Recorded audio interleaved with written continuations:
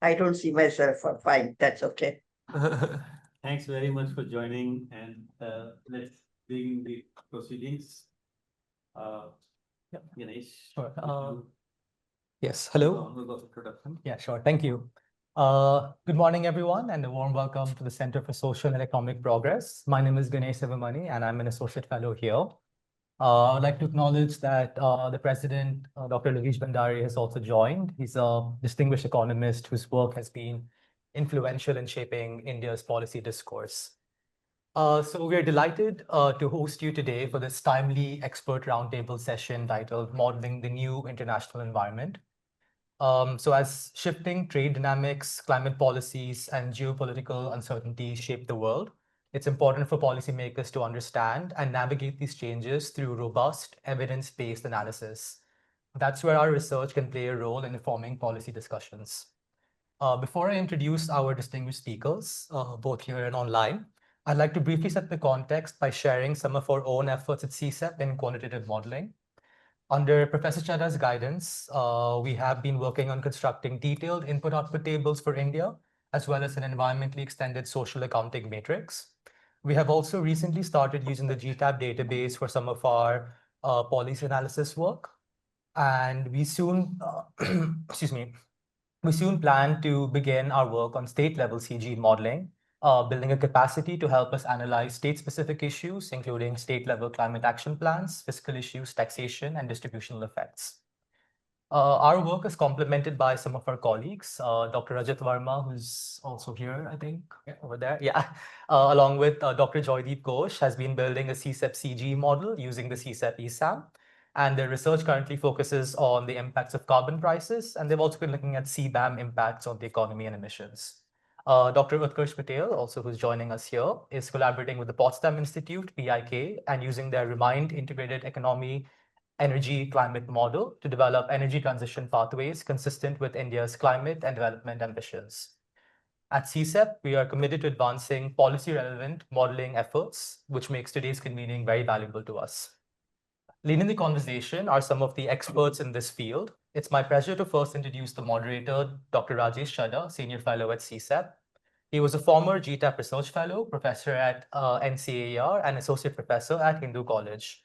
Now he leads our work at CSEP on critical minerals and India's mining policies. Our presenter, Dr. Channing Arndt, is the Director of the Center for Global Trade Analysis Project, GTAP, and Research Professor at Purdue University. His career has been dedicated to systematic transformations for inclusive economic development. He was previously the Senior Director for Transformation Strategies at IFPRI, and his work covers trade, climate change, and policy alleviation across Africa and Asia. We are honored to have two esteemed panelists joining us today. Dr. Jyoti Parikh, who is joining us online, is the Executive Director of IRADe. She is a former member of the Prime Minister's Council on Climate Change and is a recipient of the Nobel Peace Prize awarded to IPCC authors. Her work in climate modeling, energy economics, and sustainable development is pioneering. Joining us online as well is Dr. Badri Narayanan Gopalakrishnan, a visiting senior fellow at CSEP and an economist acclaimed for his foundational contributions to the GTAP dataset and model extensions. He specializes in analyzing international trade, environment, and energy policies. So the format for today's roundtable will be as follows. First, we'll have Dr. Arndt begin with his presentation. This will then be followed by comments from our two discussants, Dr. Parikh and Dr. Gopalakrishnan. And then Dr. Chadha will moderate an open discussion with all participants in the roundtable. I'd like to now invite Dr. Arndt to begin the session. Thank you. Maybe a few words Oh, from Dr. Lovish Bhandari.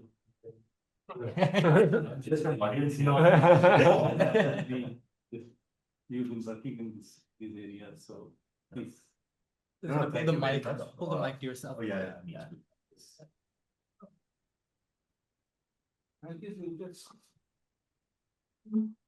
I like to be a silent spectator, but welcome, Channing. It's great that you decided to come to India finally. They let me in finally. That's the problem.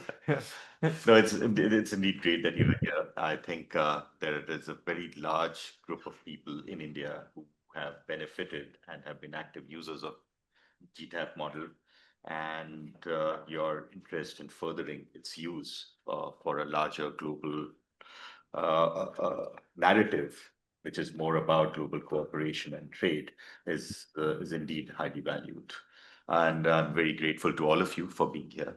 And I'm especially grateful to Dr. Parikh that you could finally come here, at least if digitally, if not in person. Hopefully next time you will be here. And thanks a lot, Badri, for working with us and helping us take forward this work. So, Dr. Chadha, you've been putting together all of these pieces, and I'm very happy that we are doing this here at CSEP. And we only hope that we are able to take this forward with continued interest and passion that you bring here. Thank you. Thank you, Dr. Chadha, and for very kind words about the program that we have already been working on. And so I would also like to say a word of welcome to Dr. Channing Arndt, that we discovered today that when I attended the second short course in 1994, he was one of the instructors. He was going through his PhD at that time, but so he was one of the instructors, and hence we know each other for 31 years. 31 years now. And last year, if you remember, we had Tom Hurtle speaking here.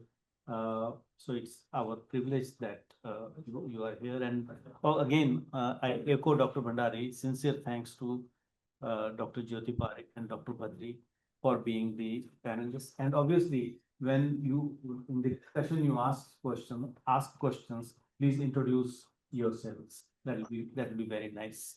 I think over to you, Danny. Thank you. Here. So thank you very much for having me. It's just a super pleasure to be back. I tell the story that I actually lived in India from 1966 to 1969. I was a very small child, and I didn't come back, came back in 1976 for a week, and I didn't come back until 2018. I wandered around Delhi, and I was trying to make it, and I said, it's unrecognizably different, but it's unmistakably India at the same time. So it's nice to be back again. I've now been since 2018, coming on a more regular basis. So I'm going to talk about the new international environment, which is obviously a very key point. I don't have answers for everything, for sure. So we do have some points that we'll try to make and some points of discussion. So that's my goal. So what we're going to do today is talk a little bit about a little background on GTAP, so you know what it is briefly, just where we're coming from. What are economy-wide models? This is where we are, where it's good for, and where are economy-wide models going, right? Then we'll start to look at what's going on in the global trading system, the elements there, a little bit that's going on in technology, which I think is quite interesting, and then end on the global institutional architecture, which is all about blocks. So this is where we're trying to go today. So GTAP is founded in 1992, so just before Rajesh showed up, of course, and it's dedicated to facilitating high quality global economic analysis. 32,000 is a pretty broad definition of the network. If you've ever touched GTAP, you're part of the 32,000, and that's it. So it's probably a very active community of around 1,000 people working. We, a bit like CSEP, rely on a consortium of national, international organizations for baseline support. Our philosophy is collaboration in areas of common interest and an open marketplace for ideas in analytics, right? And we want to advance knowledge and facilitate deliberate decision-making, which is just more or less also CSEP. So what do? We lower barriers to the conduct of high-quality analysis of global issues. We do that 3 ways: data, models, and training. We're also a fairly big research shop. We conduct research directly on a series of key issues, and we're a platform for discussion and debate via conferences, seminars. We have a journal. The Journal of Global Economic Analysis is now in the top 2.5% of journals, economics journals in citation. So it's a good place to send your kind of foundational work. These are the consortium members that I mentioned, and it's a very distinguished group of consortium members. We're very pleased to have them. I visited now every single one but one. So there's one that just haven't quite been able to get together either virtually or in person, mostly in person. It's a collaborative organization, and despite the kind of the new transactional international environment, we still have very much a philosophy of collaboration intact with this group. So I'm very pleased about that. When is economy-wide simulation useful? And here are just some examples, and this is, I think, useful. Think about big shocks. The kind of the discipline of having the constraints is useful for COVID-19, war in Ukraine, extreme weather events that really move things around. Trump tariffs, big ones for the world, big ones for lots of people. And then kind of these long, slow, grinding transformations, where the world is becoming different. Industrial policy, you want your economy to be different. You want to be a high-income economy by time. Energy transitions, climate change, impacts and adaptations, and then a lot of work in environment and natural resources. I do think that economy-wide models are really useful in that they're quite clean in terms of bringing results back to people.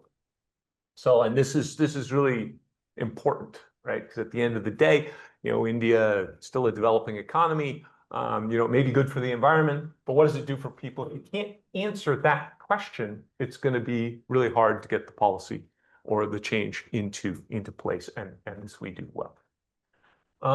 So what's going on in simulation modeling as I understand it? And I hope this isn't too.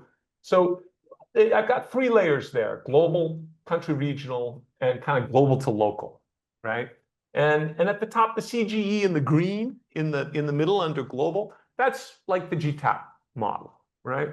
And then there's a bunch of other models. What I think is happening now, and sort of climate change is a good example, is you've got these global climate models, right? That are telling us about what's the temperature, what's the precip, what's the humidity, all that stuff, right?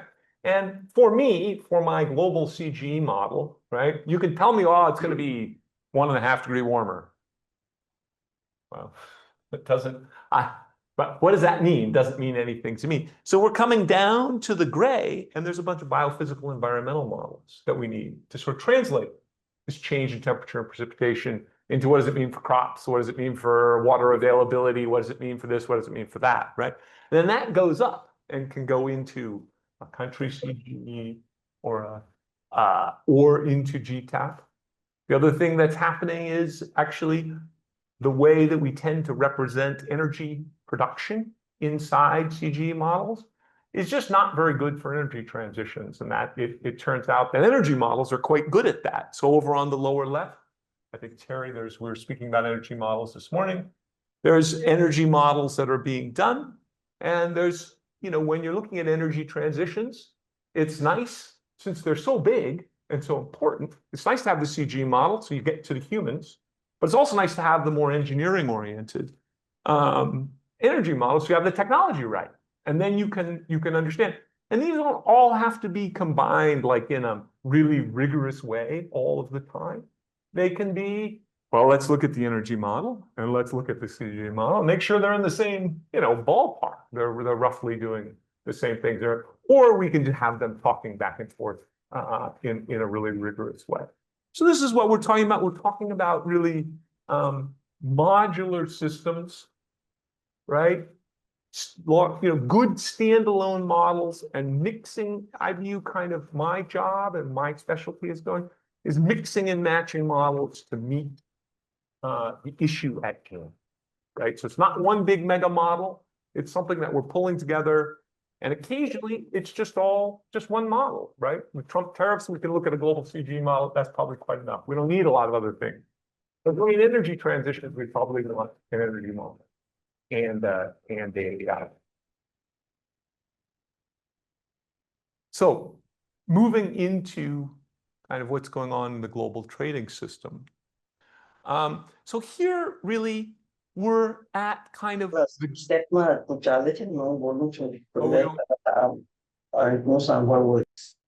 okay, I think that's coming from So we're at the green CGE. That's useful for what's going on in the new international environment.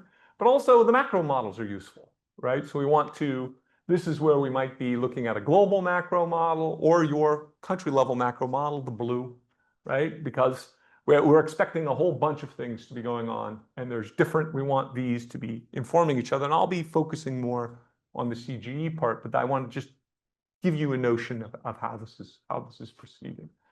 So, and also, so a lot of this is coming out of the United States, right? And you know, what comes out of the administration is often quite incoherent. And this is largely because there's just multiple voices and views within the administration. And, you know, the budget situation is one perfect example. Some people really want tax cuts. Other people really want, you know, to maintain government spending in all the big areas of spending. And other people are saying, well, we need fiscal discipline. Well, we can't do all three of those all at the same time. So, but you have voices that are saying, oh, this is what we're going to do, and they don't add up.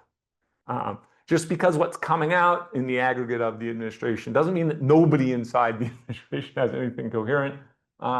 There's a guy named Stephen Moran, who's the chairman of the Council of Economic Advisors, who put forward some ideas, and we'll talk a bit about those, that are more coherent. Coherent doesn't mean correct, right? So I'm not saying this is the way it is, but at least here's a vision that's going in that helps us. You know, I'm not going to be here bemoaning the new international environment. We're going to be here trying to understand it so that we can react in a hopefully a better way. All right. So Stephen Moran put out basically a job market paper. You know, when a PhD student puts out a job market paper, it's to get a job with faculty or a research institute somewhere. Stephen Moran put out a paper that was his job market paper to be chairman of the Council of Economic Advisors, and he became that. So he was writing to an audience, and so that you have to remember that. But this is a paper that talks about restructuring the global trading system, and it's very, very, very ambitious. That's one thing, you know, the ambitions are high. On the cusp of generational change in the international trade and financial system, worries about persistent dollar overvaluation, the burdens that place, this is their view, on the US, combined with, and there's this explicit linking, which favors institutions like CSEP, where you guys have been thinking about the security dimensions as well as the economic dimensions. GTAP really hasn't, right? But explicitly linking security and trade in ways that really weren't there before, and very much concerned about the manufacturing sector. So what we have really is we have a notion that the US dollar hegemony in the world, the dollarized world, really, everything kind of trades around through that, has been called the exorbitant privilege. And Stephen Moran said, no, it's not fair. That dollar overvaluation combined with US defense burdens outweigh the privileges, right? So that's not a settled debate, but this is the argument. And it's not an incoherent argument. It's an argument that, you know, empirically could fly. It's just that this is where we are. So then what are we going to do about it? If we are convinced not fair instead of exorbitant privilege, tariffs is the first one. That's the mechanism for rebalancing. The second mechanism is bringing about a currency depreciation. Tariffs are viewed as relatively simple and easy to do. Currency depreciation is hard. Tariffs come first. That's what happened. And there is very much an optimal tariff argument in this picture, basically. And it means that you want to shift the terms of trade towards yourself, right? At the expense of everybody else. So this is pure, this comes out of not fair, right? We should be getting more. That's what's going on. And so this comes out of GTAP, and it's also written up by Robinson and Thierfelder in two papers, both in the Journal of Policy Modeling. And it's just some facts, and I think this is a really important thing. So if you go over to the upper right, the 25% of GDP, that's basically correct today. This is data from 2017, but this is still more or less the number. It's actually maybe even 26. So the US is a huge economy globally, almost right around a quarter of GDP. But it's actually not a very big trader. It's only 10.4% of total trade, right? So our weight in trade, and this is with all trade together, and we kind of put the world in big trading blocks, US, NAFTA, Europe, China, these things. But US, big weight in the global economy in terms of GDP, but not tiny, but not huge, really smaller than Europe, smaller than China, East Asia, and East and Southeast Asia linked together by a lot. So it's an important stylized fact.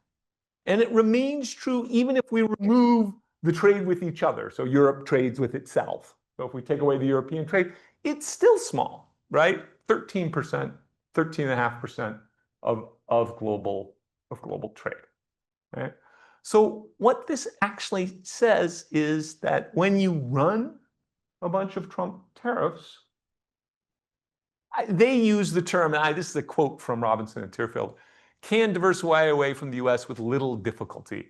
I would quibble with that. Little is, I think, a little too little, but not that much. It's just not that big of a trader. And this is something that I think is an important point that's not fully appreciated, right? And this is largely because there's so much trade going on elsewhere, and we just sort of redirect around. There's still some going into the US. So this is showing up. And there's some preliminary evidence for this. I just read it in The Economist yesterday. If you go and you compare China exports in April, May, which is after some of the tariffs came into place, middle of a big trade war with China, China exported a lot less to the US. But it was more than made up for by exports everywhere else. Their exports actually went up, not down, which really wasn't what they expected. Preliminary, but still there. So what's important if you're going after, and this is a lot of numbers here, but what we want to look really is the very first line. United States, okay? US protects is the scenario. This is a scenario where US puts on tariffs and nobody retaliates. Everybody else stays the same, right? And under that scenario, actually, we tilt our export prices go up, US, being an American, I say our, and import prices go down. And US gets a terms of trade gain and a welfare. And basically, it's just taking it from everybody else, right? And that's what they're shooting for. It's coherent. Whether they can get there, it's coherent. It's risky to go to the next line if everybody says, well, you put on that tariff, I'm going to put on the same tariff. Then the US terms of trade gets destroyed and our welfare. And that's because we're such a small trader. Everybody else can really. So in the paper, Miran says, preventing retaliation will be of great importance. This is key, right? If the US is going to succeed in moving terms of trade in its direction. So what have they been doing?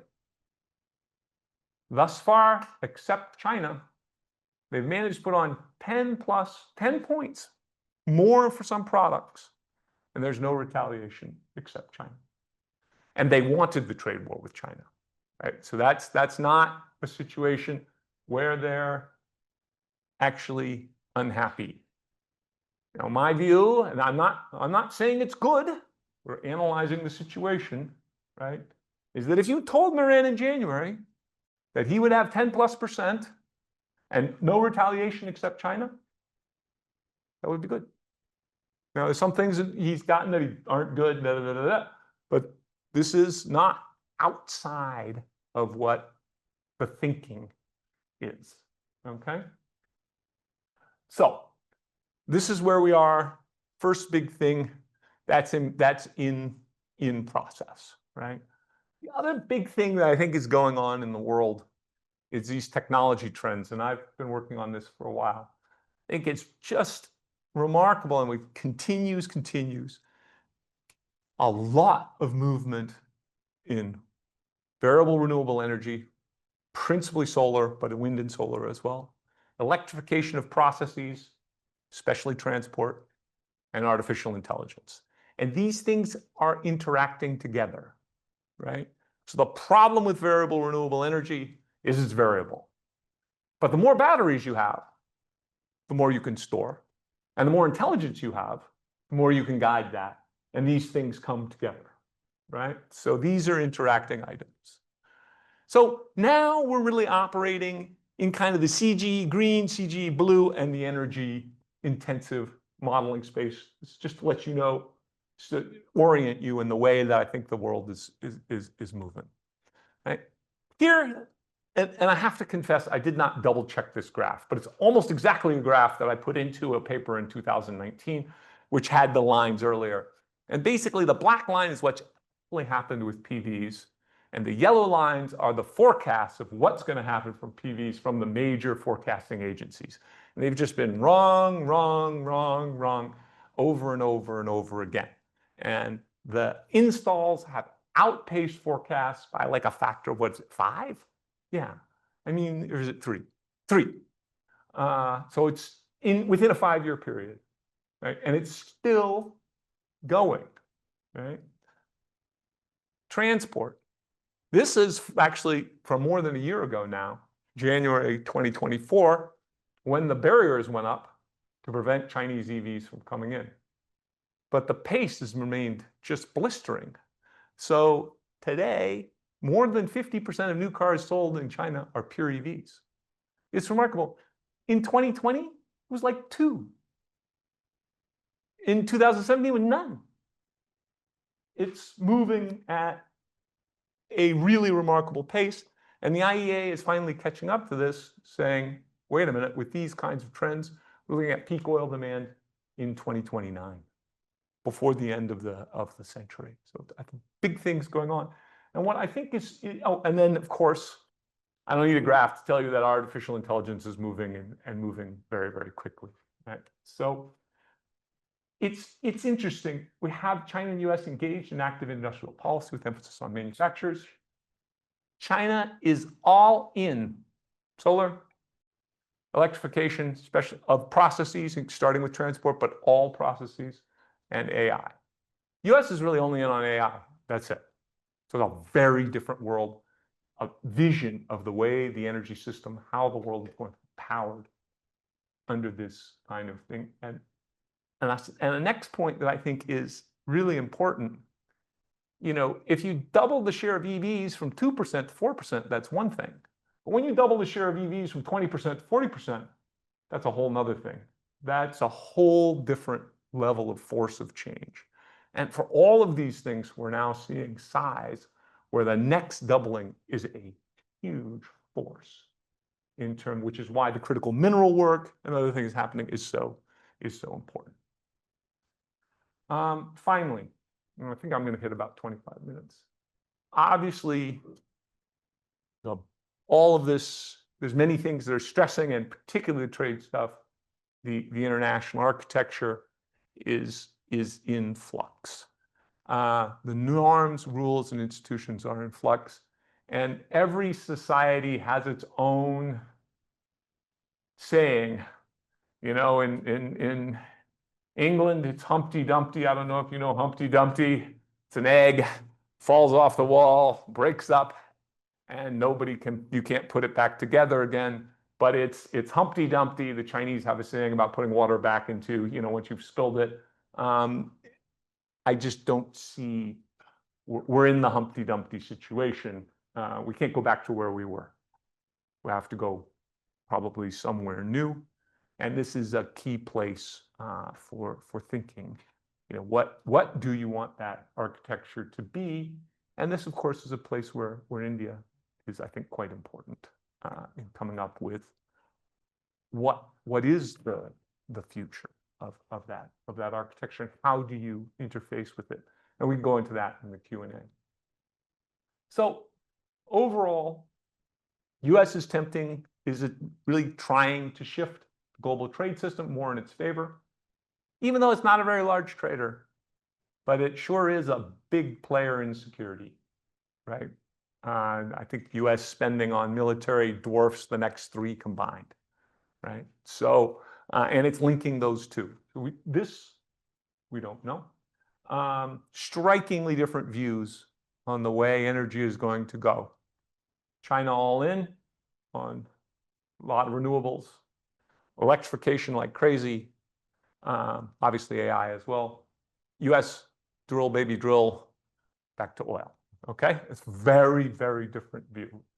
And then we're obviously in a period of flux on this international environment, and this is, I think, a really important place where we need to link. So no answers for you of any sort, I'm sorry to say, but some, I hope, issues that and perspectives on this particular problem. I think they're not to say that these are the only perspectives, but this is what I've been thinking about, and I'm keen to hear the discussants and everybody else. So thank you very much.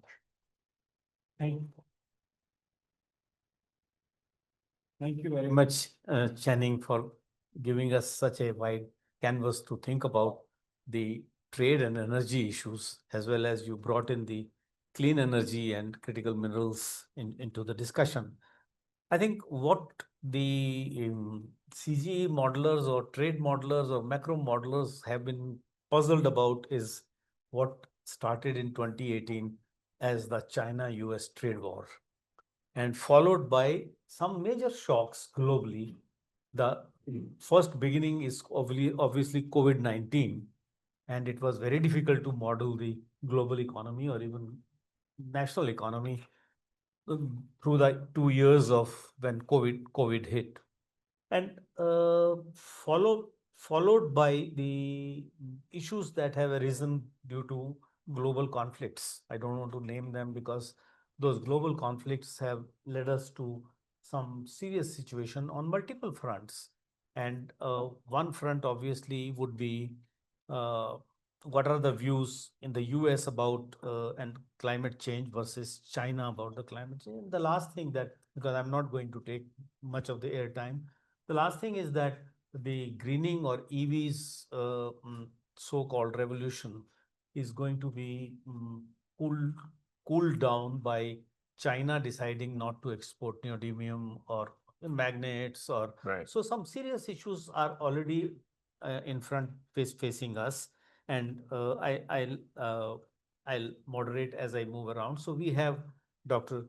Jyoti Parikh who will go first, and we also have Dr. Badri Narayan with us, and one of our colleagues, Dr. Rahul Tongia, who works a lot on the energy modeling, would also have some views, which and welcome Dr. Kirit Parikh, Professor Kirit Parikh. We can see you there, and look forward to any comments and in the discussion. Over to you, Dr. Jyoti Parikh. Well, thank you very much for inviting me. Lavish came over to IRADe saying IRADE and CSEP should work together, and he took that big step, and then here I am in your seminar. We are all friends for a long time, but we have not done this, so let's think that we can continue this process further. I was planning to come there personally, but we have some deadline tomorrow, so we could not do this. Lavish, I was just saying that you came over, and so we started to talk together. That's a very good idea. And in fact, it just wandered in, so I said, look, see this. I should have done that earlier. I've sent it to IRADE staff today only, and yeah, next time I will do it much before. So let me first say Channing's talk was very sort of all-encompassing and considered many aspects of energy, economic, and political system, global trade systems. We work in various areas, but today we work also in very much in the power sector. So let me start with that first. Here we are moving, and not just power, but energy. Energy sector, we are moving from large, reliable sources, to small and sort of unreliable sources. But the only thing sure about them is that their price is zero, and not like coal. We have to evaluate its price. So we are sure that for next 30 years, solar energy would be available at zero cost, provided we put all these equipment which are also costly to harvest that. So in that sense, and then Richard also talked about to get the technology right and coherent, then something can be coherent but not correct.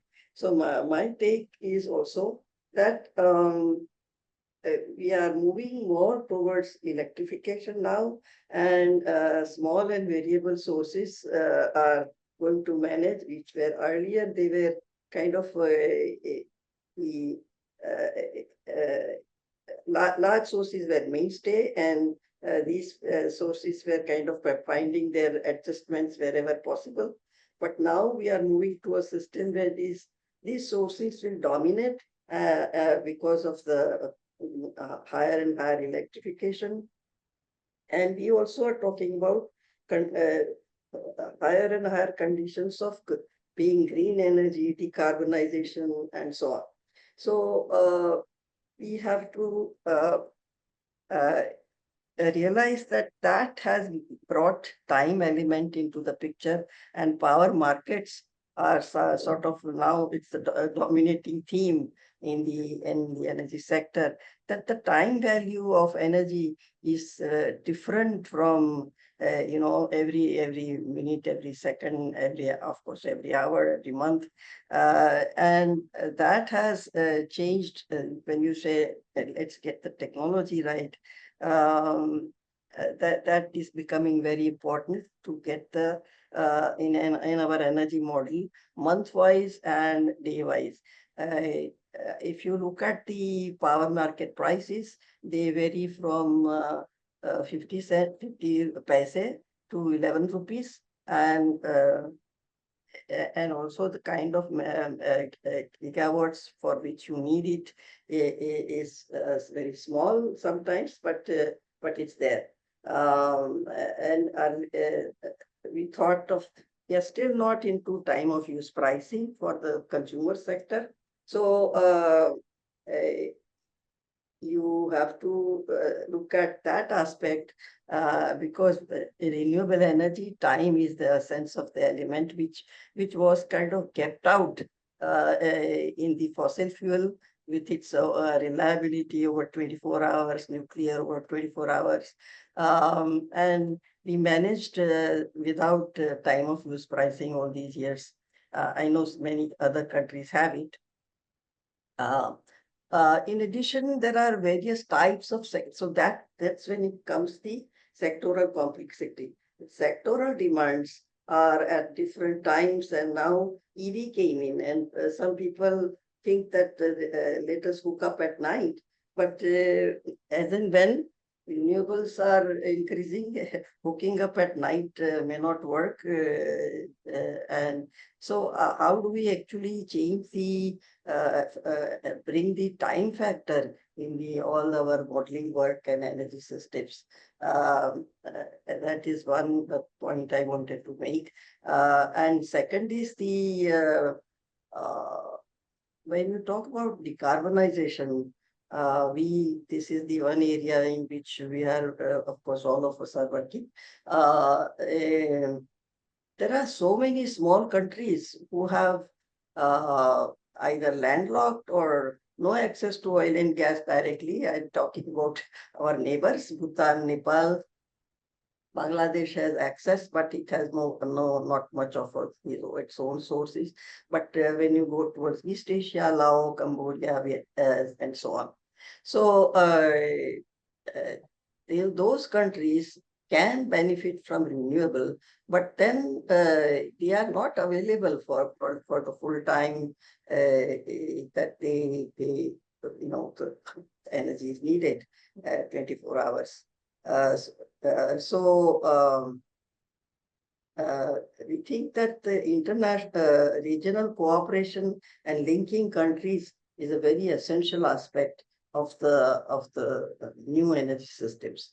So these two aspects is something that IRADe is focusing on to capture the time element of the energy system and the yeah. So, but in terms of CGE model,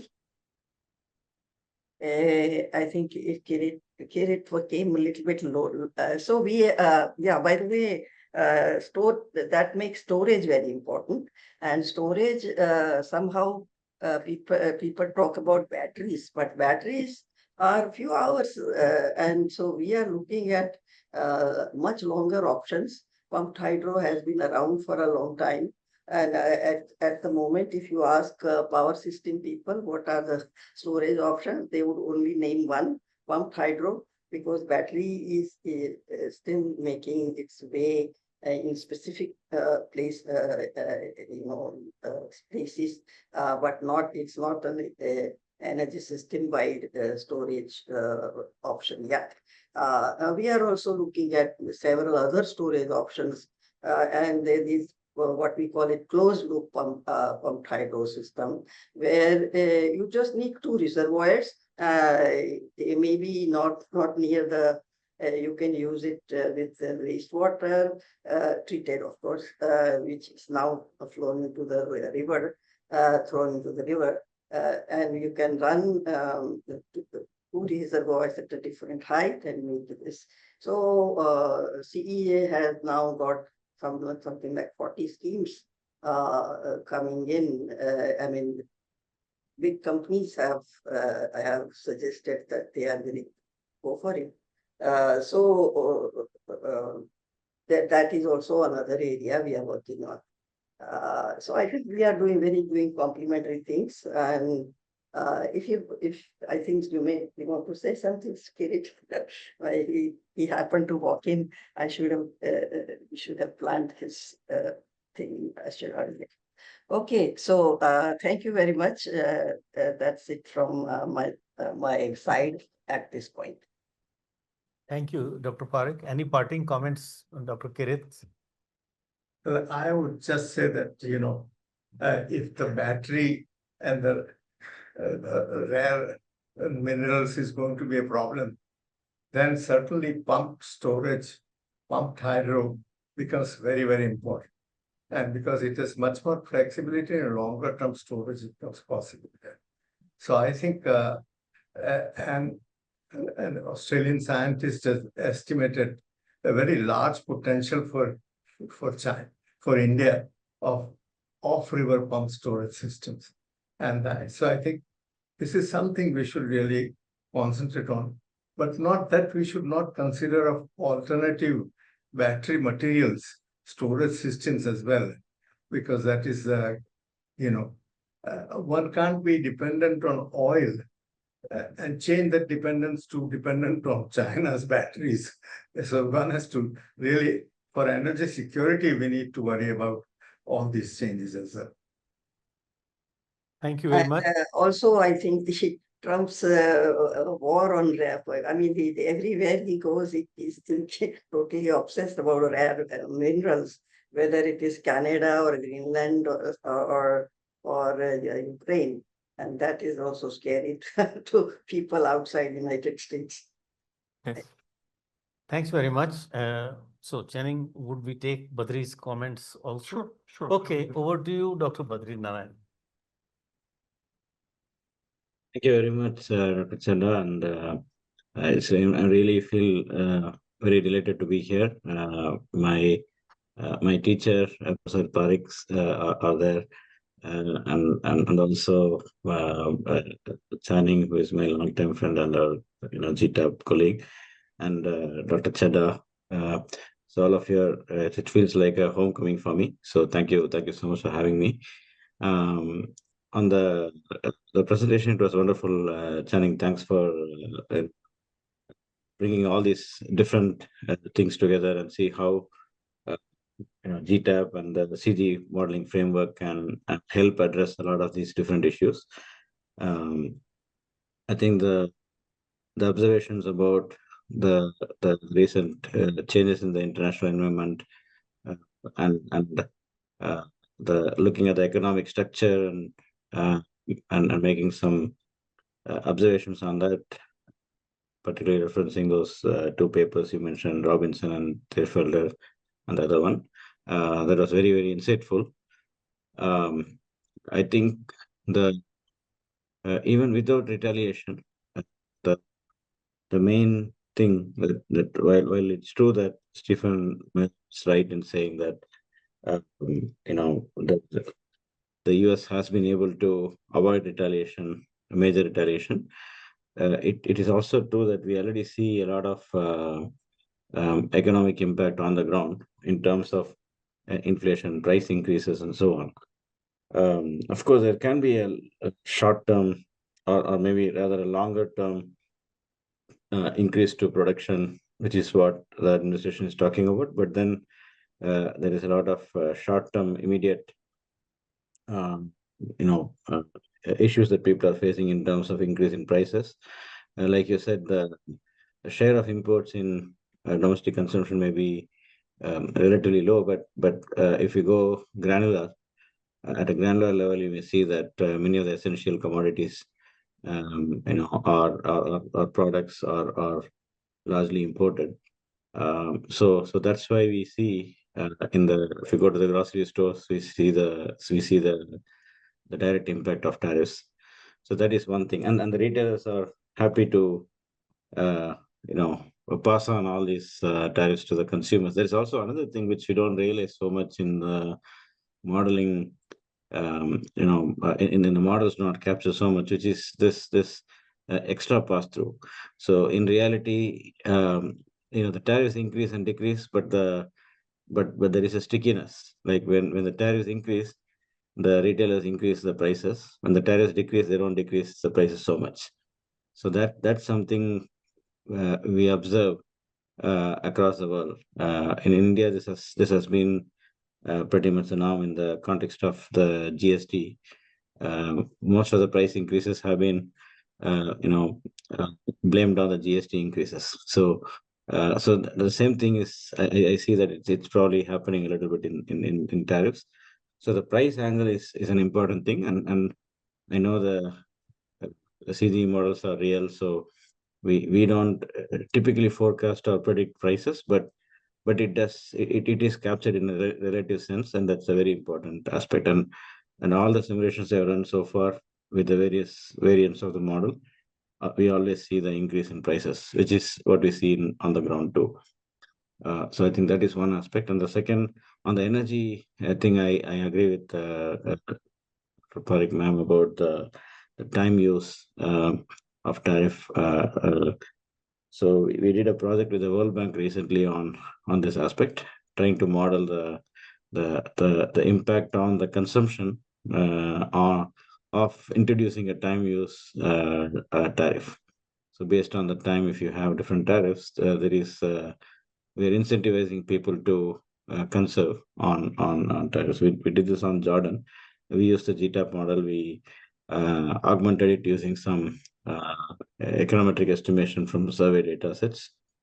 So that the graph that you showed, the diagram that you showed about combining different models, macro, GTAP, then MRIO, and the physical data sets, I think that is very, very enlightening. And we do that all the time when it comes to policy research. Another aspect when it comes to the different technologies that you mentioned, energy and AI, all these aspects.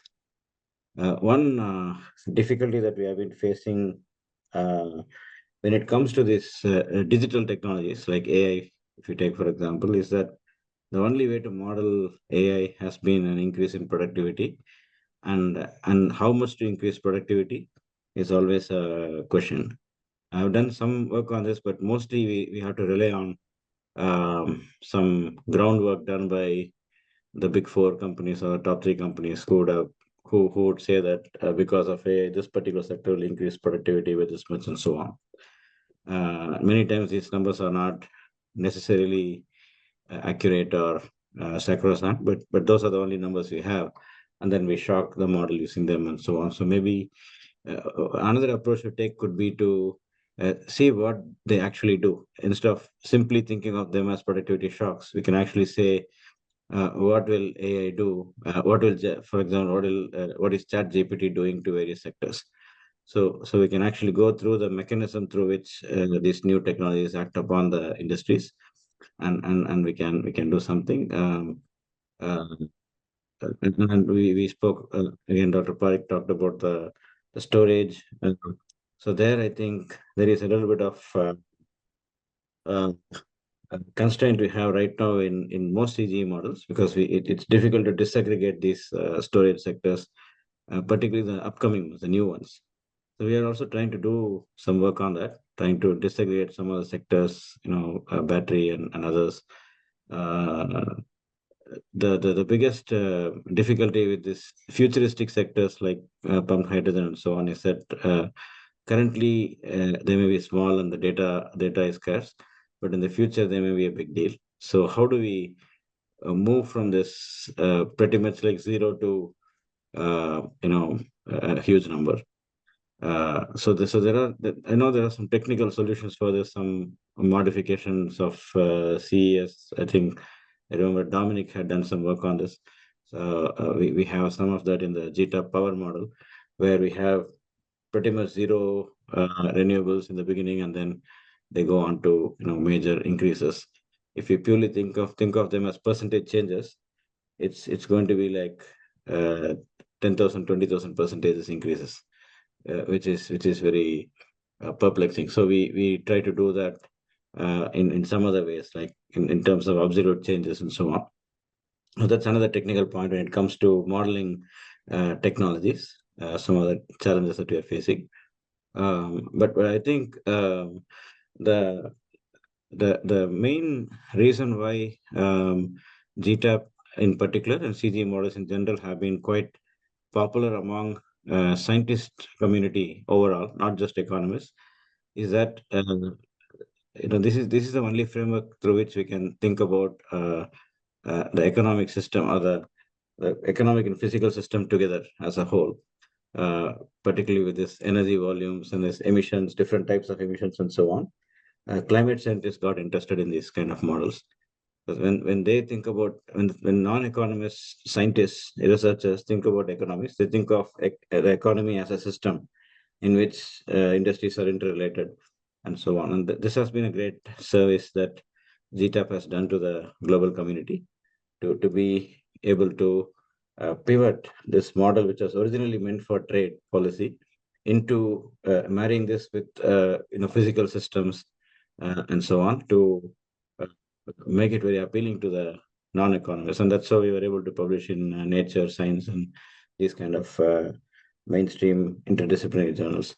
And then we have, from being a lingua franca kind of framework for trade policy community, we have also evolved into the same for climate change community, so on.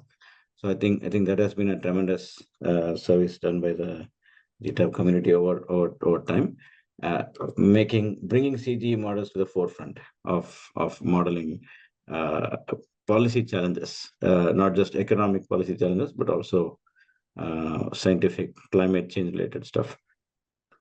Again, and I also wanted to highlight some of the recent advances that have been done,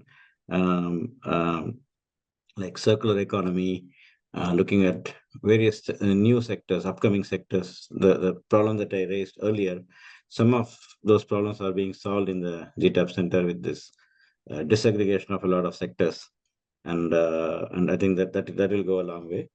And looking at things like critical minerals, which is again the top of the town now. So all these things I think will go a long way.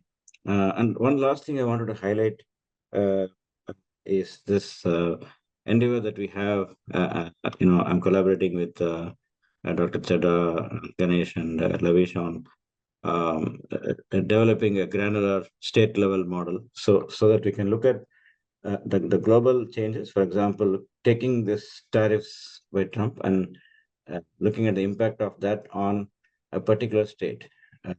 Let's say, auto industry in Uttar Pradesh. So we're looking at that kind of granularity, how global policy changes can affect a particular state, and even vice versa. In a state like Uttar Pradesh is huge. It can be compared to Brazil or some of the large global economies. So anything that can happen in that one state in India can also have ramifications to some other countries. So globally. So we are looking at this kind of global, national, local kind of inter linkages. And this is something, we are about to start working, and there'll be a lot of collaborations to be done in this area. Here also, we want to preserve the GTAP's uniqueness and advantages in terms of interdisciplinary systems, taking the economy. Ganesh was talking about the ESAM, looking at the economy, the emissions, energy, all these things together. So I think those are the things I want to mention. So really fascinating presentation, Channing. Thanks again, and looking forward to many more discussions and collaborations. Thank you.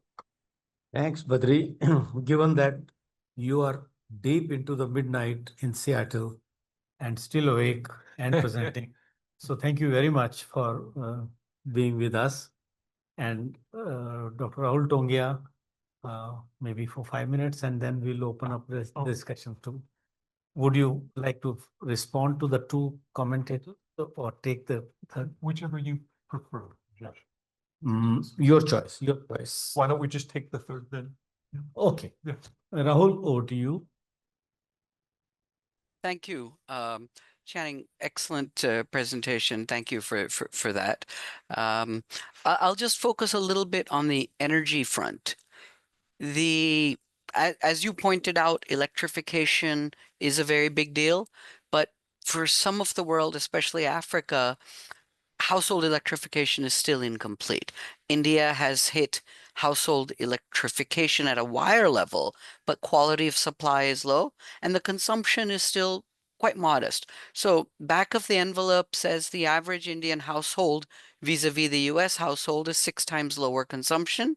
And that includes the fact that household sizes are very, very different for the US versus India.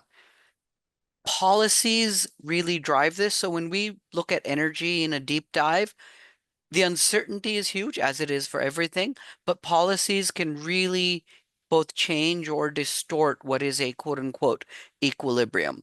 I mean, on a very side note, you showed, I really like the model you showed with the different submodules of interconnection. My PhD advisor built probably the world's first integrated assessment models in the late 80s, 90s at Carnegie Mellon. And Granger stopped building them because he said, what answer do you want? I can come up with anything and it'll be coherent, it'll be logical and defensible, because uncertainty dominates. But then you have policy that also creates similar levers. So just as one example, Jyoti talked about the storage requirement, which you also alluded to. It will be needed. But what is the policy objective? It's cheaper. There's excess capacity out of China. You get really cheap storage. But is your objective reducing emissions or zero? Is it fast? By when? And what is the cumulative emissions? So for a lot of developing countries, the policy that's stated is I will zero by this date. But that says nothing about the development pathway or the cumulative emissions that those tie into. And those are fundamental policy questions that dramatically change what your energy mix and cumulative emissions would look like. Because, I mean, just using an example, India is 2070 is the declared net zero, that is far enough away that there is still ample time in most industries to have one more generation of fossil fuel-based technologies, which, I mean, other than maybe steel, something with a 50-year life, is going to end up being different. You talked about electric mobility.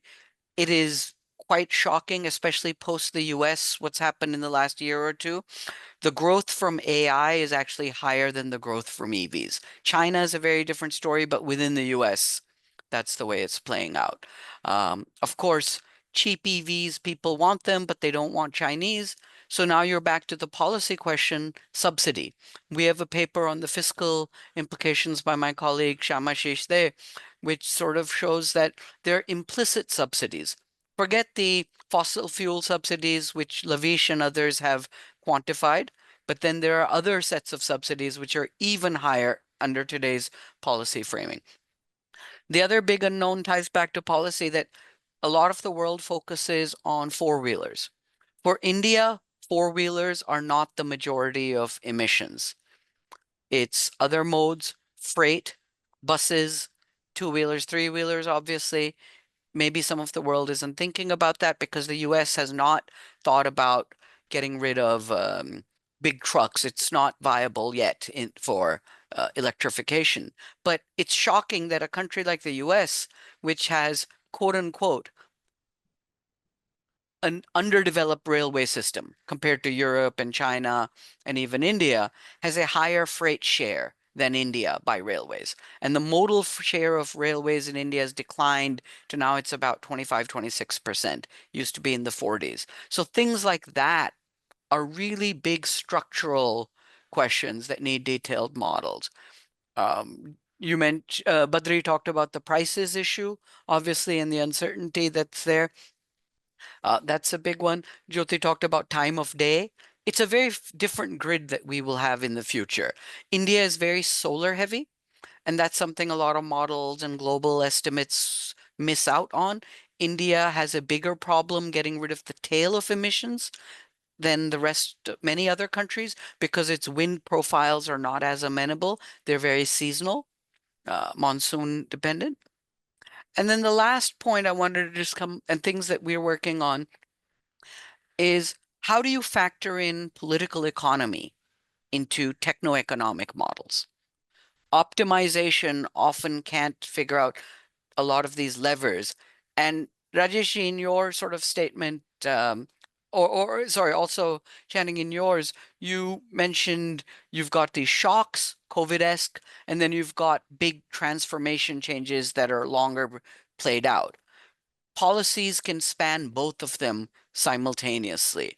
So in India, you have pricing distortions, often in the name of the poor. So political economy, social welfare redistribution are things that are very hard to model in some of these. And these dominate energy policy in places like India and Africa and many other developing regions. Which brings me to the last question mark in my head, which I struggle with. You know, is an equilibrium model going to be good enough for predicting the future? Because by definition, it's equilibrium and it uses, for example, matrices or multipliers based on trend lines. So they can be dynamic. There are all sorts of improvements, but there are still question marks on what else we may need from a modeling perspective. But really, really powerful stuff, and we need to keep chipping away at it. Thank you very much. Thanks, Rahul, for being brief and yet covering points that Channing had mentioned. So I think, Channing, over to you if you would like to respond to then we will have an Sure. roundtable. We want to get to the room, and I think a lot on power and a few things that I think are important. Obviously, in terms of models and when you're looking at the transition, is really three things that you need, and one is very rapid, very short time step stuff for your dispatch issues in electricity, right? That's kind of a start. Second you need kind of an energy sector sort of thing, and this also is going to get to some of your seasonal potentially, which Dr. Parikh referred to, and then linking into, I think the CG model is important, and partly it goes back to what Rahul was talking about in political economy. You know, neither of those models is going to tell you very much about what it does to people, right? What these things do for individuals and welfare as things transfer over, plus all of the adjustment costs that you're worried about political economy. I mean, if you're electrifying a whole bunch of stuff, what happens to all the people who are, you know, servicing internal combustion engines or pumping gas or whatever it is, right? There's a lot, and that's, so you do get some insights there. So I think that's important. I really emphasize, you know, if you look power market, interesting power market prices.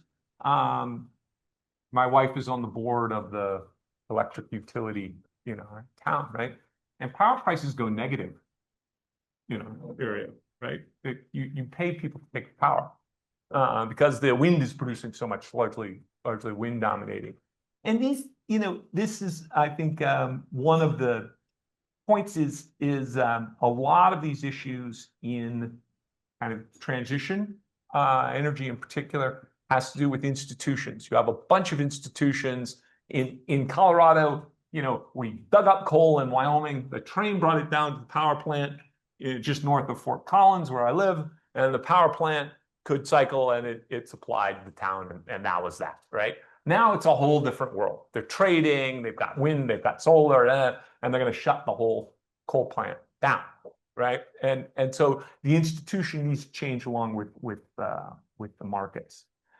I really liked the point on regionalism, and I think with variable renewables, two things are true at the same time. Bigger is better and small is beautiful.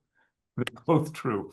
And part of it goes to Rahul's point, like, you know, access, you know, people with really weak access, no access at all, just being able to distribute panels, get out there, that's a real win for this, for meeting goals in terms of electrification for people. At the same time, you've got these big service areas, Delhi, and you have this variability and the ability to produce power at scale and distribute it at scale, which I think what Parikh was talking about in terms of regional approaches. If you don't have any scale, then you don't have a portfolio of power generation in operation, and you end up with a lot of variability. And it's just a lot harder to do. Yeah, you know, going over to trade and Badri's point, yeah, the granular level obviously is different. And that's why I wanted to sort of qualify Robinson and Tierfeld's point. Little difficulty, I don't think that's the right word, because in some sectors you're going to have, you know, a lot more dependence. It's just not going to be easy, and so I think little is the wrong word. But certainly, you know, where you know we're worried about, for example, inflation, CG model doesn't do inflation. It's a relative price model, right? So this is where you really need the communication with a macro kind of approach. If you're working with an energy sector model, right, that's talking to you about your transition, right, and giving you your generation technologies, right, I think a really good insight is actually, you know, we don't need a really complicated representation inside the CGE model. In fact, for electricity, you only need one sector. You just need to know how much capital, how much labor, how much fuel, that's it. And if the energy model is telling you that, then just take it from there. That's right. And you know, and this is where the linking can be really helpful. That energy model isn't going to tell you anything about what happens to GDP or welfare or other sectors or anything like that. But you don't need to copy everything. You just need one vector. And the same would be true in you know, cement or whatever big industries that you've got. You can collapse. And this is you know, if you can get it going, the big advantage of talking with one another. Yeah, I mean, you know, we all I loved the point, Badri, lingua franca of trade policy, which I think we tell ourselves. But if we could become kind of a little bit of a lingua franca for climate as well, and I think that's possible. I think that would be great. Yeah, just two final things. I think that this multi-model framework is something that's happening. It's both in process and aspirational, right? We're doing it, but boy, we're just at the beginning, right? In terms of really figuring out how that works. It can work great when you've got it such that, you know, GTAP as an institution is worrying about a global CG model, and we got a whole community doing that. Well, you've also got a whole community worrying about environmental issues and water and stuff in India, right? Can we get those two to talk to each other? And those are standalone things. Not to say that you always need to link these models together. They're perfectly, and in fact, what you really want is, you know, a model where there's standalone demand for that then produces kind of the business model that's actually going to keep that model alive in the future. And you've got a real ability to work in the long term together, right? So I think that's important. So it's both in place and aspirational. And yeah, I agree. What is the objective? You know, policy is powerful. I mean, that's why we're here. I think the point on political economy is, I think, a really good one. But that's really bringing things back to people, right? And I think just recognizing that really in almost any environment, you can sort of show up and talk about all sorts of, you know, engineering details or, you know, some measure of efficiency of some sort.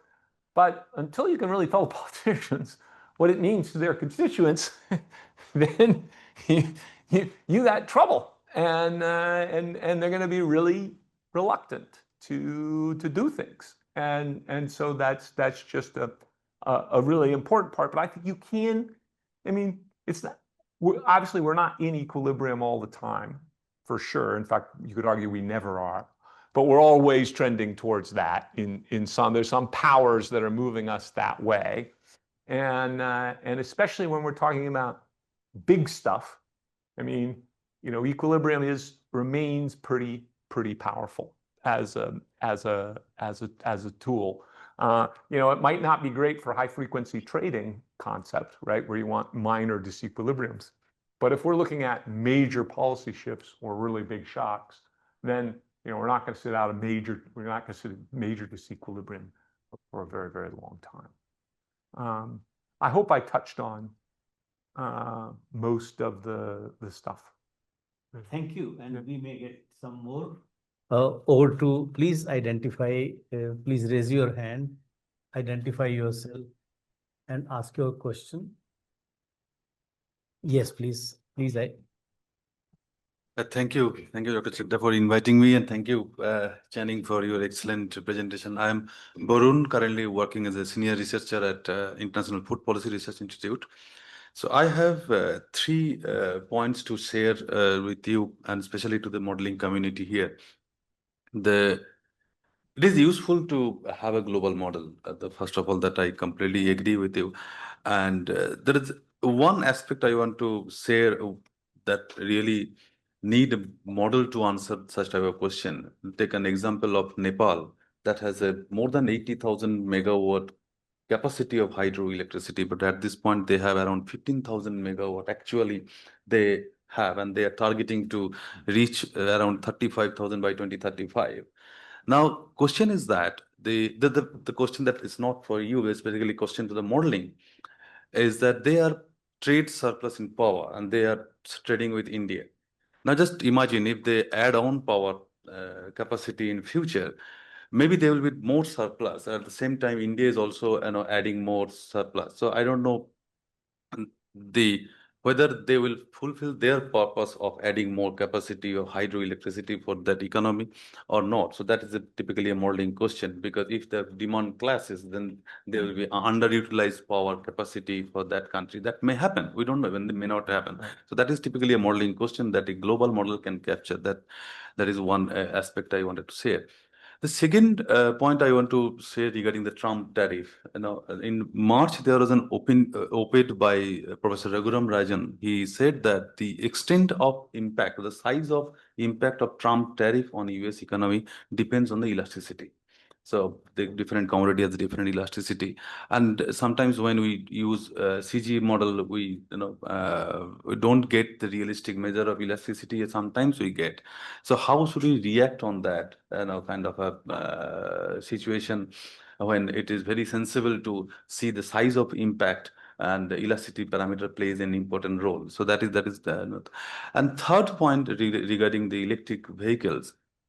To me, electric vehicles, when it is used by household, it's a durable commodities, and when it is used by the transport sector, it's a capital goods. So I think when we are modeling, so this too has a different implications on the GDP and other, because if it is a transport sector, it will add more value to the economy. But if it's a household consumption, it's something like a luxurious commodity that we are consuming, adding less value unless and until we are hiring a driver for driving the car. And as you when you were responding to Badri's comment on the power sector, you said that you don't need to split power sector in CG model. So I'm a bit conscious about that. If you have say two different channel technology of power production, say hydro and thermal, you have a different backward linkage on that. So don't you think that there will be a different size of impact on the economy unless we have a separate power sector from different technology? Thank you. Let me take that one quickly, because is that okay? Or should we do more? Yeah. Let's take three and then. Okay. Yeah. So good morning, and Professor Murli from Center for WTO Studies. Thank you, Rajesh sir, for calling me, and Canning for the excellent presentation. However, I would like to point out a couple of things more than a couple, four aspects to the modeling community, and some of them based on the paper which was presented. One is the issue of, when you're working on international trade, you're looking at a lot of parameters across the globe. For a researcher, it is sometimes challenging to find a relevant parameter for a particular year which you are looking at. So if I'm trying to track, say, 2025 or 24's data across a couple of parameters, then it may not be available. So availability of data calculated across by different institutions providing import elasticity or export elasticity are unavailable for a particular year. Of course, I agree with Badri that granular data, when we look at, that has to be factored in. And when we say US is the least in terms of trade, but for India, US is a very significant partner in terms of exports. Then one aspect which I find always missing in these models are, the capturing of non-tariff measures. Capturing of non-tariff measures. Yes. Okay, so not just the SPS and TBT, but there are a couple of 16 different non-tariff measures which are not captured. I can understand the difficulty, and I appreciate that. But see, at the center, we have been working on these issues, and been working on this for the last couple of years, or a couple of decades, you can say, 2 decades to be precise. And we have come up with the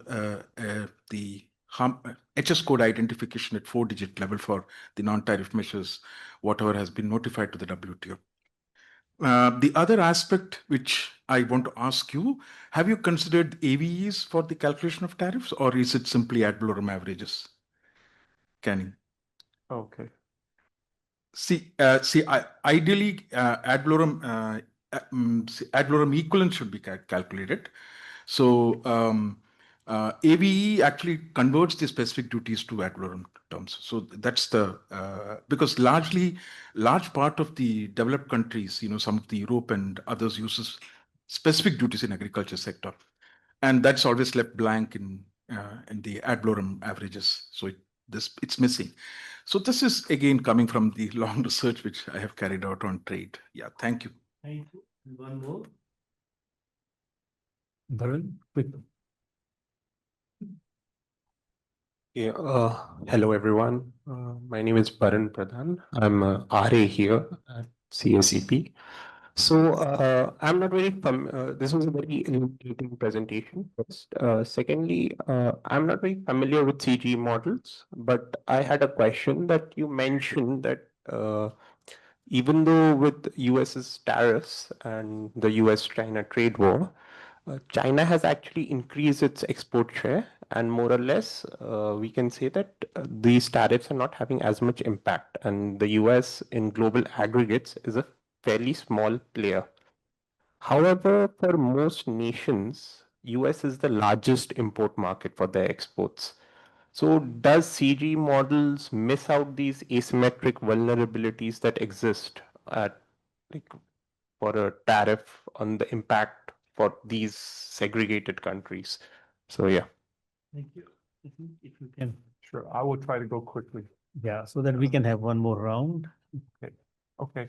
I think this is, Barun, your first point on Nepal. This is the point that Parikh was making about regional approaches and making sure, because the opportunities are there. There was a lot of talk about pump hydro, but in fact, a dam is a storage device, right? Water's sitting there. It's, what you need to do and where the modeling needs to go is figuring out, what are the environmental flow implications of turning on and off the turbines, basically. And what happens if you happen to have agriculture downstream and you need to irrigate, right? So these kinds of issues, this is where the huge opportunities lie, because you've got 80,000 megawatts worth of power, and you can use that to help modulate your system. You've got in North India a huge opportunity, right, to make things really work. Does it work? I don't know. But it could, and that I think is really important. Obviously, elasticities are important, but not always, right? What I showed you there was whether the policy stuff that Rahul was talking about, do the countries retaliate or not, just utterly swamps that, right? Whatever elasticity we use, it's going to be swamped. So. But it is a role of GTAP, I think, to be working on the elasticity issue, because that's something that we can distribute around. Technical point on EVs. I was making the point that if you're working with an energy sector model and you know what the production technologies there are, they don't need to split the energy sector model. You just take the technology from there, and that I think is quite useful. The U.S. is a significant partner. It is for others, but still, it's the dues to the World Trade Organization are based on shares in global trade. U.S. pays 11% of the dues to the WTO, right? And it's 11% is not nothing, but it's not huge either, right? It pays 25% of the dues to the FAO, for example. So that institution is much more. Then, like EVs and tariffs, this is part of the thing we're worried about. In a way, some of this world is leaving us behind. Our base year right now is 2017. There weren't any EVs. How do we tariff them, right? They weren't there. So we want to go more open source. We want to be able to be more rapid in the way that we update things, and we want to be able to provide tools out so that you can kind of simulate up to a modern situation and work from there. Yeah, so that I think, yeah, and then obviously NTBs, super important. We're just now starting on a project with United Nations Economic Commission for Africa. The continental free trade area is there, but that's just tariffs. And the NTBs are huge, right? All sorts of them sitting in there. So that's right. And then finally, what the CG model should be excellent at capturing exactly the issues that you were bringing up. We track the bilateral trade flows. We track it at granular level.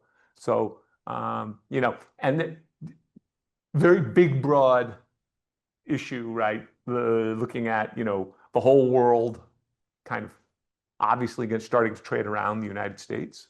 That's definitely happening, and that's the point, right? So there was a big effect, 28% lower exports to the U.S. That's a lot, really a lot. But they're moving to other destinations, right, as well. So thank you. With your permission.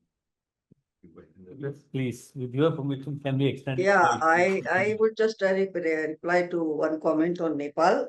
In fact, this is the precise question for which we worked for almost 2 years. If India puts in so much solar, what happens to Nepal's hydro if it we thought that time, that was this is 2017, when solar had not begun that much, but there was a big plan that they enough to scare Nepal. So and one thing I should just correct from what I said previously, many of these small countries are either can be very large exporters or they're always importers. So, but then they can get electricity for an import and go on with their development. So coming back to our results for the solar, what happens then that actually India can decarbonize more because of the it can hydro supports at the time when solar is not there, and actually decarbonization hours increase. And Nepal, basically, our thing is our model is 12 months and 24 hours. So, but 24 hours for 1 day of the every month the week. So it's like that. Nepal can gets their rivers are frozen 4 months a year. So at that time electricity is given by India, and India gets nighttime hydro from Nepal. In fact, Nepal, sometimes in the newspapers, they said, oh, we got 13 rupees price in Indian market. So they are also playing in our power market, plus there are long-term contracts also. So they are both going on well. And recently 10,000 megawatts agreement is signed on a bilateral basis. Thank you. Okay, thank you. I think Dr. Louis Pandari, and then we have 3 more. Anjali had her hand up, Shyamashish, and 3 more, I think, Anjali, Shyamashish, and we have 1 more hand up. So we will have you started. So over to you. So not just a question to you, but to the whole community. So essentially 2 things. I mean, in the past, the CG model was used for a one-time analysis. Right. But now the challenge is we are looking at paths or transition paths.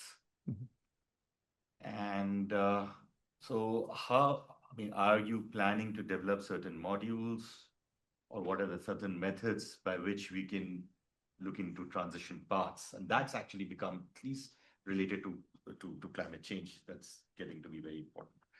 The second, and this is a problem that I've always had, it is a black box, but it need not be. You can get the pathways of how the shocks are floating through the system, perhaps from this analysis. But again, I don't see those modules, at least not being published. They may be there somewhere. Thank you. And over to you. Introduce yourself. Thank you, Dr. Chadha. I'm Anjali from ISID Delhi. I'm an associate professor there, and I have been working on the GTAP model database for a while. Channing, that was a wonderful presentation, and thanks to all the speakers.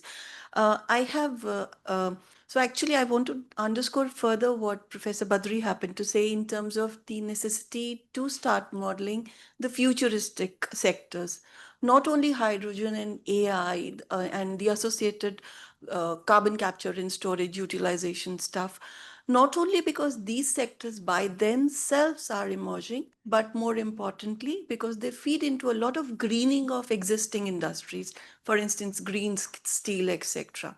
So even to use the SplitCom facility for splitting steel into conventional vis-a-vis a green steel option, These kind of inputs, if they are available, would make it more realistic and closer to the ground realities. There are a lot of reports from authenticated sources where we see numbers like green jobs being created, this many million over this pathway, etc. But when you go down to look into those numbers, how have they been derived? They're essentially based on some stakeholder consultation surveys or similar things. Therefore, if these kind of sectoral things can be modeled, it would add credibility to those numbers or bring them to closer to reality. And I also wish to underscore what Professor Bhandari just happened to say in terms of the pathways. So the dynamic approach to the CG modeling, if you know, I mean, I remember in my days when I was learning the modeling and the database nitty-gritties, I could access the standalone, the comparative statics things easily, relatively easily, but the dynamic stuffs, if you know, that learning has been little lagged. So if that can be facilitated. Thank you. Very pointed questions. Yeah. Thank you, Professor. So I have just two questions. One related to, so let me introduce myself. I work at CSEP, research fellow, primarily working on energy transition issues and electric mobility. So in one of the discussions, I think time of day tariff, that aspect emerged actually.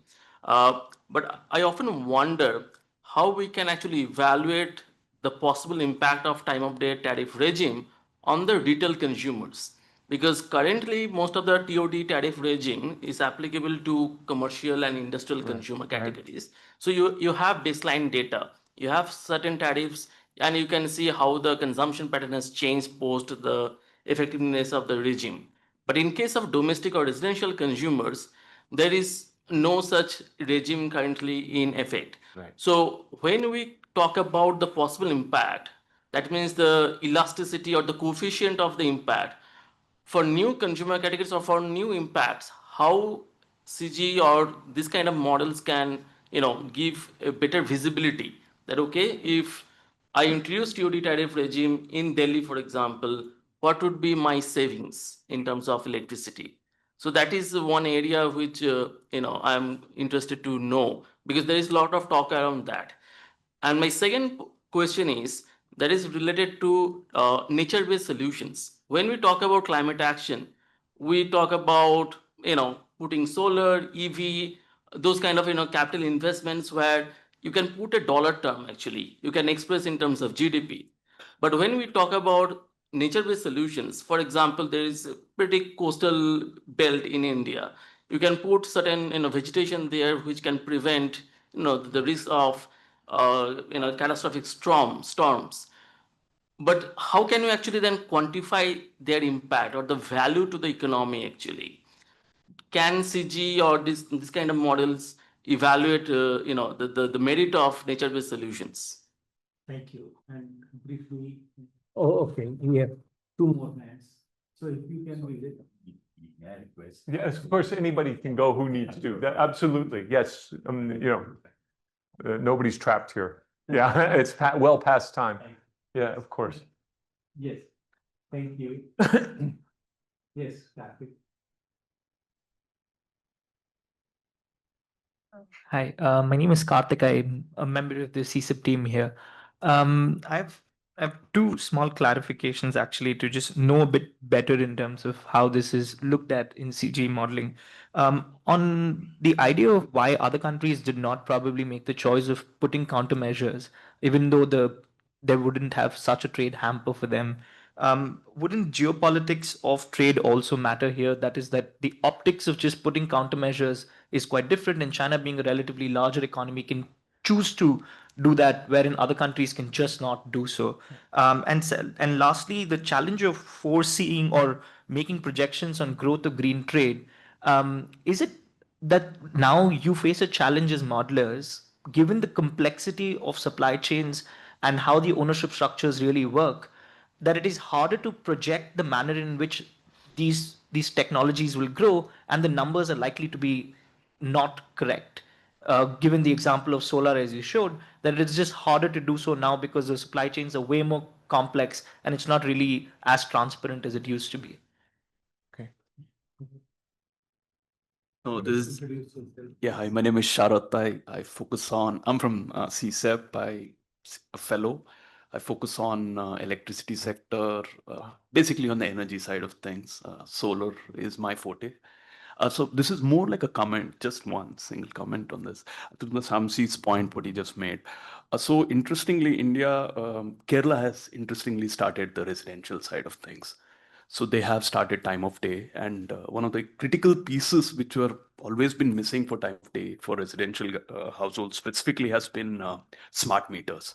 So, and that's actually Kerala just started it off this year. All right, thank you. Yeah. Thank you so much. Sure. One last quick question. So one thing is related to when you talk about the global environment, it's related to modeling the uncertainty aspect to it, that's one thing which I had on my mind. The other thing is basically related to modeling the physical quantities. For example, even in the case of critical minerals, we're looking at the model will tell us, with this kind of bilateral trade agreement, we will have increased export import, but does that country have that kind of a capacity to do that? So I mean, guaranteeing the physical parts of that aspect as well to it. And on the parameters part, as compared to the baseline development in the dynamic modeling, we have a lot of initiatives and from the GTAP community unit. Maybe on parameters part, if we have more initiatives where we can talk about, bring about how we are estimating parameters and we can contribute together, that will help it make more, robust. That's it. Thank you. One last chance. Anyone? Utkarsh, any question? Any comment? One last chance. Thank you. Thank you. Okay. So we didn't get to Lavish, but yes, transition paths, obviously, we have dynamic models and those will run the path. And then, you're looking at all the issues associated with dynamic models, how you form expectations, so on and so forth. That's all there. And then this issue of a black box, it can be, it gets back to the issue of people and training and understanding what's going on inside and then properly analyzing and explaining what you want. Let's see. Yes, I think Anjali, what came to my mind here is, greening of existing sectors. One of the things so for example, we've done a lot of work on kind of transition pathways in South Africa, right? And, one of the things that happens is basically, you sort of, about a bunch of technologies, right? And then those are the ones that go into the models, right? And then once you've sort of absorbed that ability to adjust, and have the technologies in place. So often we have a lot of knowledge of what's going on, or we think we do, at least in the electricity sector, right? And a little bit in transport. But the model itself had no options other than fossil fuels for cement, steel, all sorts of sectors. So when you get there, you say, well, we want to get rid of the emissions, right? The only thing left is GDP compression, basically.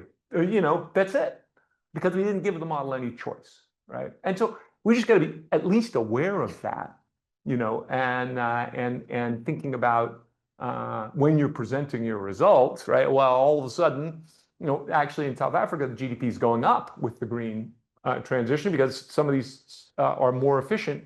And then when you head into, you run out of options, but that doesn't mean that in 2050, we won't have come up with any options. We have to think about this in the right dynamic way. Time of day tariff. I'm kind of reminded of they just put into place in New York like a congestion pricing. It's almost the same thing, and this is where simulation is in fact kind of useful, right? Because, well, it hasn't been done before. We don't know how the people are going to react. You need to gather together disparate information. Maybe it's from Kerala, or maybe it's from somewhere else. That gives you at least a reasonable set of estimations. And obviously, once you gain experience, but simulation, if the world weren't changing, we could all run econometrics on the world and just say, well, okay, this is, and hopefully the process is ergodic and therefore then everything, but that's not the way the world works. So that's why there's a role for simulation in the whole deal. Nature-based solutions, yeah. I was explaining to Lavish, we have a number of models. We're working on that. I think Tom Hurdle has a really interesting paper that speaks about natural capital and the importance of natural capital. And not surprisingly, right, natural capital is more important in the developing world than it is in, because people tend to be more dependent on natural resource-based industries. And that in fact, really, I think the conclusion is that natural capital is quite important, that if you can preserve it, it's quite pro-poor. And so what we don't really have is sort of in the way that we conceived of the problem, is we sort of said, well, you know, it's sort of optimal for poor countries to kind of wear down their natural capital because they're poor, and then once they attain a certain income level, they'll figure out a way to keep natural capital in place, and then we got this kind of Kuznets curve. Well, maybe that's just flat wrong. That the problem is that we don't have the institutions in place to actually preserve the natural capital, and we would all be better off if we weren't running that down. Yeah, and that's a really interesting area of research, and they argue it quite. So a bunch of models that'll do that, not just within the CG world, but also in partial equilibrium. Yeah, I mean, exactly, countermeasures. Well, like I was saying, the U.S. is using security, right? So China is already, I mean, it's not like China is a security partner of the United States. That's not, but Europe sure is. And Europe is saying, well, wait a minute, if we put tariffs back on the United States, is the U.S. just going to say, all right, we're out of NATO and that's that. You take care of Russia. And so you're absolutely right. It's a different geopolitical game. It's a different game that wasn't the game that was played really before. It just wasn't. We haven't played that game since before World War II, right? So it's a different world. Yeah, and then obviously, estimating parameters again. I think there's a couple of things that GTAP can do that are useful for the whole community, and it has to do with parameter estimation, but also doing and working model validation kinds of studies. How well have we done? When do we do well? When do we do poorly? And why? These kinds of things I think are actually publishable and of value to the whole community. I hope that was helpful. Thank you all for staying so long. Thank you. And it seems Rahul had some comment, but we've not gone back to him unless Rahul. No, those don't need any discussion. They were just sharing FYI. Thank you. Thank you. Thank you very much. And I think yeah, exactly. Ganesh, yeah, you should propose a vote of thanks. Oh, yes. Firstly, thank you, Dr. Arndt, for the presentation, and thank you to our panelists, Dr. Badri and Dr. Jyoti Parikh as well. And thanks to everyone for participating and providing Rahul, comments. who I invited to. Yes, yes. Thank you so much, Rahul, as well. And for anyone, there's some snacks on the side in case you'd like to stay, talk, and have something quick to eat. Thank you. Thank you. Thank you, Rahul. Thank you, Badri. Thank you very much. Thank you, Rajesh.